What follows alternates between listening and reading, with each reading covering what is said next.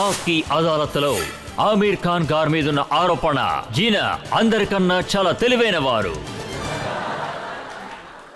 ఆమీర్, మనం ఇప్పటి వరకు మంచి విషయాల గురించి మాట్లాడుకున్నాం, మీ సినిమాల గురించి మాట్లాడుకున్నాం. దీన్ని నేను ముంబై భాషలో చెప్పాలి అంటే మీరు కనిపించేంత అమాయకుడు మాత్రం కాదు. మీరు ఒక్కోసారి ఒక్కోలా చెప్తున్నారు. నేను పిచ్చివాడిని అంటున్నారు, ఇంకోసారేమో తెలివైన వాడిని అంటున్నారు. మీకు నేను ఎగ్జాంపుల్ ఇస్తాను. ఇవ్వండి ఇవ్వండి. ఈ మధ్య కాలంలో రే సినిమా రిలీజ్ అయింది. అందులో సైఫ్ ఉన్నారు, కరీనా గారు ఉన్నారు. మీరు ఆ సినిమా ప్రీమియర్ షోకి వెళ్లారు. అప్పుడు మొట్టమొదటిసారిగా మీ గజనీ లుక్ ఏంటనేది ప్రజలకి తెలిసింది. అప్పుడు రేస్ పబ్లిసిటీ మొత్తం ఆగిపోయి మొత్తం అటెన్షన్ అంతా మీ మీదకి వచ్చేసింది. అలాగా? గజనీ సినిమాలో నాకు 2 లుక్స్ ఉంటాయి. ఒకటి జుట్టుతో ఉంటుంది, అది సంజయ్ సింఘానియా.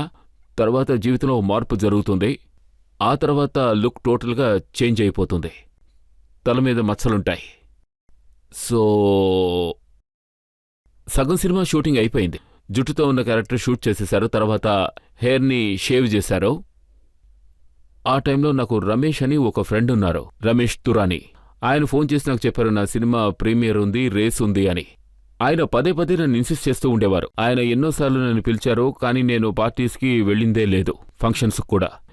నేను తప్పకుండా వస్తానని ప్రామిస్ కూడా చేశాను. అంతకు ముందు రోజే నాకు గుండు కూడా కొట్టారు. అలాంటప్పుడు ఇక నేనేం చేయగలను? సో అందువల్ల ఎలాంటి స్ట్రాటజీ లేదు. ఖచ్చితంగా స్ట్రాటజీ కాదు. షారుఖ్ ఖాన్ గారి సినిమా రబ్నే బనాదే జోడీ చాలా కష్టపడి, అందులో ఆయన ఎంతో కష్టపడి ఆయన లుక్స్ కొంచెం మార్చుకున్నారు. ప్రజలు ఆ సినిమా చూడటానికి వెళ్ళినప్పుడు ప్రతి థియేటర్ బయట ఆమీర్ ఖాన్ గుండు కొట్టుకున్న పెద్ద కట్అవుట్ ఉంది. ప్రజలందరూ దాన్నే చూస్తూ ఉండిపోయారు. ప్రజలు రబ్నే బనాదే జోడీ క్యారెక్టర్ మర్చిపోయారు, ఈ క్యారెక్టర్ మాత్రం గుర్తుపెట్టుకున్నారు. గజనీలో నాకు ఒక పర్టికులర్ లుక్ ఉంది. ఆ లుక్ అన్ని సినిమాల్లోనూ ఇవ్వలేము, ఆ సినిమాలోనే ఉంటుంది. మేమేమనుకున్నామంటే ఆల్ ఇండియాలో ఎన్ని మల్టీప్లెక్స్లున్నాయో వాళ్ళందరితోనూ మనం ఒక డీల్ కుదుర్చుకుందాం. వాళ్ళకున్న హర్షెస్ కానివ్వండి, క్యాంటీన్స్ కానివ్వండి, మాల్స్ కానివ్వండి, స్టాఫ్ కానివ్వండి, వాళ్ళతో 40-50 మంది ఉంటారు, ఇంకా ఎక్కువగానే ఉంటారు. వాళ్ళందరినీ గజనీ లుక్లోకి మార్చి, జుట్టు షేవ్ చేసి, 2-3 మచ్చల్లాగా పెట్టించి, వాళ్ళలా తయారవుతే మా పోస్టర్లా అవుతుంది. అలాగే మా టైలర్ వాళ్ళకి అంటే మల్టీప్లెక్స్ స్టాఫ్ అయిపోయారు. అదొక నావెల్ కాన్సెప్ట్, ఎక్కడ చూసినా గజనీ కనిపించాలి అని. ఇది చాలా మంచి ఐడియా, దీన్ని అమలు చేయాలని అనుకున్నాం. అలా చూసుకుంటే సినిమా రిలీజ్ అవడానికి ముందు ఇది ఖచ్చితంగా చేస్తాం. అప్పుడు మా సినిమా కంటే 2 వారాల ముందే షారూఖ్ సినిమా రిలీజ్ అయింది. దానికి మేమేం చేయగలం? షారూఖ్ అగెయిన్స్ట్గా మేమేమీ చేయలేదు. మేము మా సినిమాకి ప్రమోషన్, షారూఖ్ ఖాన్ గారు ఏమన్నారంటే, నేను ఇంత పెద్ద బ్రాండ్గా ఉన్నాను, అందుకని ఆమీర్ ఖాన్ గారు నన్ను వాడుకోవడానికి ప్రయత్నించారని అన్నారు. నా సినిమా రిలీజ్ అయినప్పుడు అది ఆయన పబ్లిసిటీగా వాడుకున్నారన్నారు. అవును, షారూఖ్ నాకు హెల్ప్ చేయడం మంచి విషయమే కదా.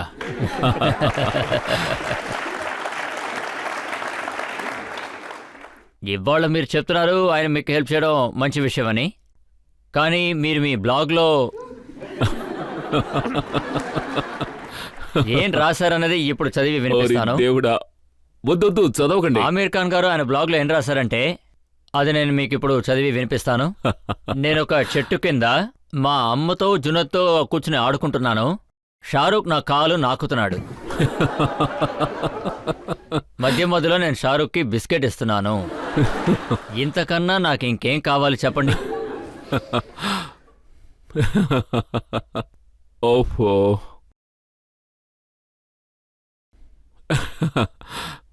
నన్నేం చెప్పమంటారు రజిత్ గారు? నిజం చెప్పాలంటే ఇది కామెడీ కోసమే. అండ్ షారూఖ్ నన్ను ఎక్కువగా అంటే ఎప్పుడైనా ఫిల్మ్ఫేర్ నైట్స్ అప్పుడు, లేక ఇంకేమైనా షోస్లో, లేక అవార్డ్ ఫంక్షన్స్లో, అన్ని చోట్ల నన్ను బాగా ఏడిపిస్తూ ఉంటాడు. నాకు అది నచ్చుతుంది. ఫ్రెండ్ కాకపోతే ఇంకెవరు మనల్ని ఏడిపిస్తారు చెప్పండి? యాదృచ్ఛికంగా నేను కిరణ్ పంచ్కెనీలో ఒక ఇల్లు కొన్నాం. ఆ ఇంట్లో కేర్ టేకర్స్ ఉంటారు కదా, వాళ్ళు గత 20 సంవత్సరాలుగా అక్కడ పనిచేస్తున్నారు. ఆనందిబాయ్ అండ్ బాపు వాళ్ళు కూడా ఇష్టపడ్డారు. ఒకవేళ మేం దానికి ఓనర్స్ అయితే వాళ్ళు అక్కడే ఉండాలని కోరుకున్నారు. అందుకు మేం కూడా ఒప్పుకున్నాం. వాళ్లకు ఒక కుక్క ఉంది, దాని పేరు షారుఖ్. నేనేం చేయగలను? చాలా చాలా సినిమాలో కాదు, విలన్ కాదు, ఇలా నేను చెప్పేది చెప్పారు. వినండి. నేను చెప్పినట్టు నువ్వు చేయకపోతే నేను నీ పేరు మీద కుక్కను పెంచుతాను అని. సో నేను ఆ ఇల్లు కొంటున్నప్పుడు నాకు తెలియదు నేను ఆ ఇంటితో పాటు ఓ కుక్కను కూడా కొంటున్నాను అని. నాకు బొత్తిగా తెలీదు. నేను ఆ కుక్కను చూసినప్పుడు అదెంతో హ్యాండ్సమ్గా కనిపించింది. అవును.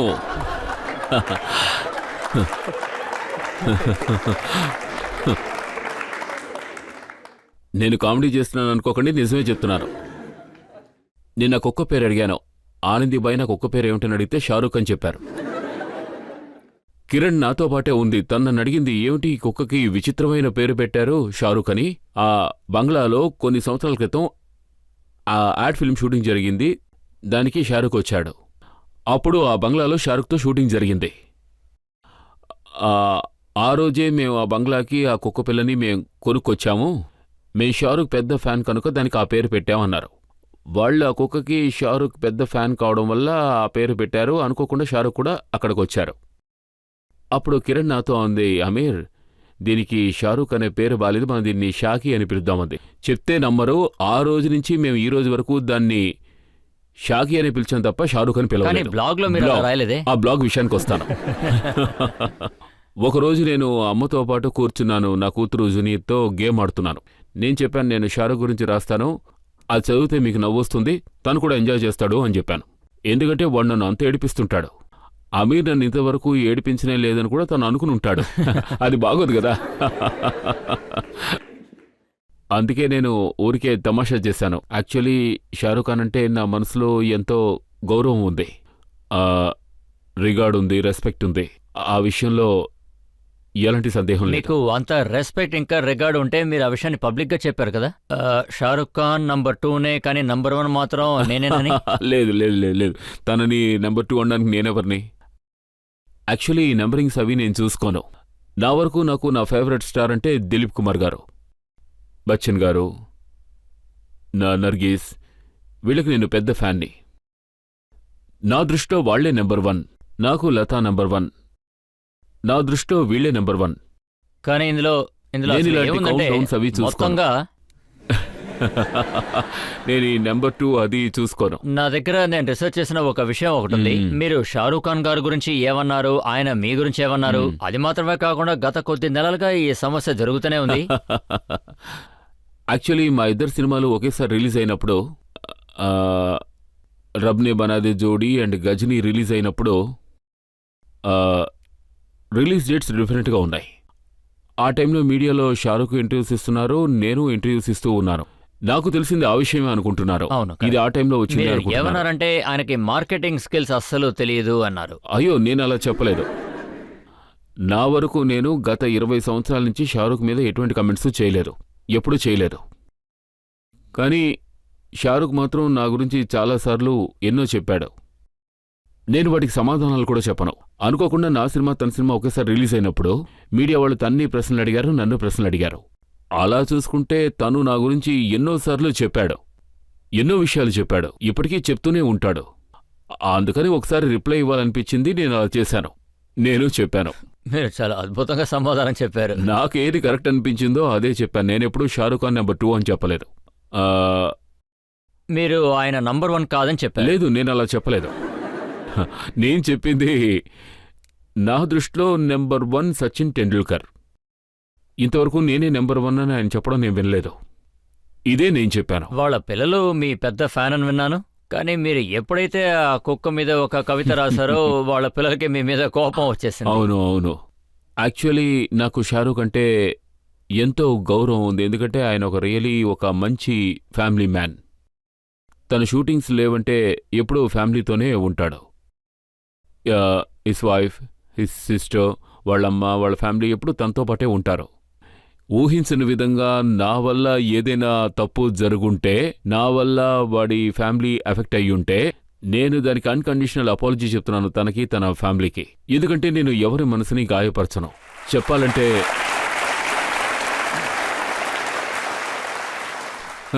మీరు అమెరికా నుంచి వచ్చినప్పుడు అవును. అంటే మీరు తిరిగి వచ్చేసినప్పుడు మిమ్మల్ని కంప్లీట్ గా బాడీ సర్చ్ చేస్తారని అడిగారు. నన్ను ఎవరు సర్చ్ చేస్తారని నేను ఒక ఇడియట్ అని మీరు చెప్పారు. దాంతో పాటు మీరు అసలు ఏం చెప్పారంటే అంటే మీడియా వాళ్ళు ఎప్పుడూ మమ్మల్ని పట్టుకుంటూ ఉంటారు. మేమేమైనా రిప్లై ఇచ్చినా దాన్ని పట్టేస్తూ ఉంటారు.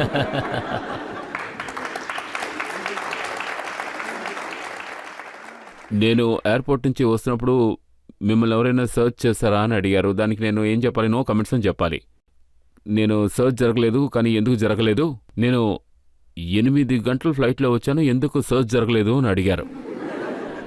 ఎందుకు జరగలేదంటే నేనేం చెప్పను. అప్పుడు నేను నా నోటికి వచ్చింది చెప్పాను, ఎందుకంటే నేను ఇడియట్ని అని. ఇడియట్ని వాళ్ళు సర్చ్ చేయరు అని చెప్పాను. అయితే షారూఖ్ ఖాన్ గారు ఇంటెలిజెంట్ కాబట్టి ఆయన సర్చ్ చేశారని మీరు అంటున్నారా? చెప్పండి. లేదు లేదు లేదు, ఇది మీ మనసులో ఉన్న విషయం అనుకుంటాను, అందుకే చెప్తున్నారు. ఈ విషయం నిజమా చెప్పండి. ఇంతకు ముందు ఎప్పుడు మీరు జోక్ చేసేవారు కాదు, అలాగే రియాక్ట్ అయ్యేవారు కాదు. ఈ సమస్య మొదలైనప్పటి నుంచి మీరు షారూఖ్ ఖాన్ గారితో మాత్రమే కాకుండా ఇంకెవరి గురించి నేనేం చెప్పాను? సల్మాన్ ఖాన్ గారి గురించి మీరు అసలు ఏమన్నారు?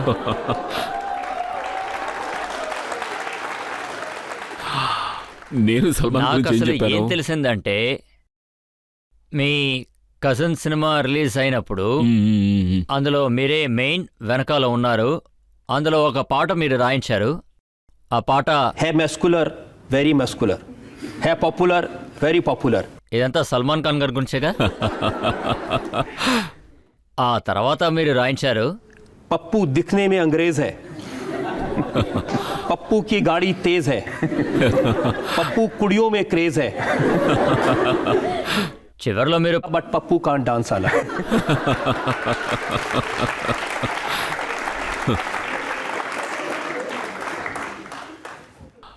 చూడండి, ఆ సినిమా నాదే, నిజమే, నేనే దాన్ని ప్రొడ్యూస్ చేశాను.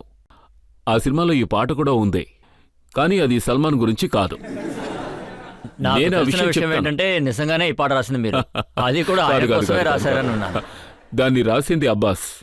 అంటే ఇది ఎంతో తప్పనే నేను చెప్తాను, ఎందుకంటే సల్మాన్ చాలా బాగా డాన్స్ చేస్తాడు. నేను తప్పుగా చెప్పానా? మీరు సల్మాన్ గురించి అన్ని విషయాలు చదివారు. తనంటే అమ్మాయిలకి క్రేజ్ అదే ఉంటుంది. నిజమే కదా. అన్నీ కరెక్టే. ఇంగ్లీష్ వాళ్ళ ఉంటాడు, చాలా స్టైల్గా ఉంటాడు, అలాగే డాన్స్ కూడా చేస్తాడు. సో పప్పు సల్మాన్ అయ్యే అవకాశం లేదు.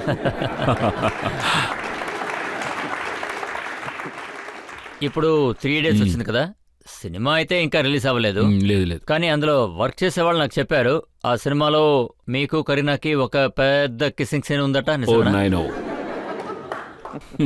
అది కాకుండా వాళ్ళు చెప్పింది ఏంటంటే ఆ సీన్ ని సైఫ్ అలీ ఖాన్ గారు చూసారంటే కళ్ళు తిరిగి పడిపోతారన్నారు. ఇప్పుడు నేను మిమ్మల్ని ఒక విషయం అడగాలి. ఈ విషయాలన్నీ మీకు ఎలా తెలుస్తున్నాయి? ఈ సినిమా ఇంకా రిలీజ్ అవ్వలేదు. ఈ విషయం మీరు ఎలా తెలుసుకున్నారు?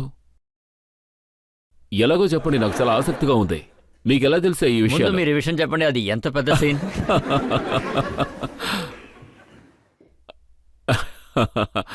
అంటే సినిమా చూసినప్పుడు మీకే అర్థం అవుతుంది. ఆ టైం నేను కౌంట్ చేయలేదు. కానీ ఒక చక్కటి రొమాంటిక్ మూమెంట్ ఉంది. కానీ ఈ విషయాలన్నీ మీకు ఎలా తెలుసా? ఇంకా సినిమా రిలీజ్ అవ్వలేదు కదా, ఎలా తెలుసుకున్నారు?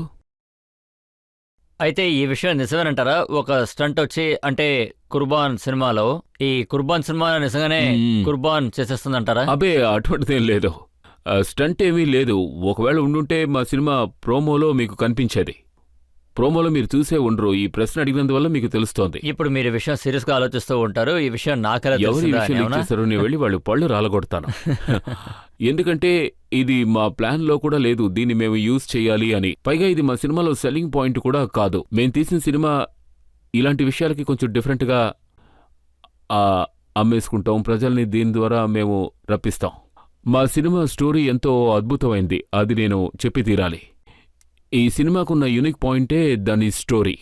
అద్భుతమైన స్టోరీ. డాక్టర్ రాజు గురించి చెప్పాలంటే ఆయన స్పెషాలిటీ ఏమిటంటే మిమ్మల్ని ఎంటర్టైన్ చేస్తారు, అలాగే మిమ్మల్ని ఎన్రిచ్ కూడా చేస్తారు. అంటే మీరు ఎంజాయ్ చేయడంతో పాటు కొన్ని విషయాలు కూడా అర్థం చేసుకోగలుగుతారు. ఆయన గాంధీగిరి అని ఒక సినిమా తీశారు. మున్నాబాయ్ లగే రహో, మున్నాబాయ్ MBBS. ఈ సినిమాలకు ఆయన స్టోరీ రాసినప్పుడు కూడా చూస్తున్నప్పుడు ఎంతో ఎంజాయ్మెంట్ ఉంటుంది. ఎంటర్టైన్మెంట్ ఉంటుంది, అలాగే మనం ఒక మంచి విషయాన్ని కూడా నేర్చుకోవచ్చు. ఆ సినిమా వచ్చేంత వరకు మేము వెయిట్ చేస్తూ ఉంటాం. అలాగే అది ఎంత ఆ సీన్ పొడవైన ఎంత సినిమా పెద్దదని చూస్తాం. అడుగుతారు.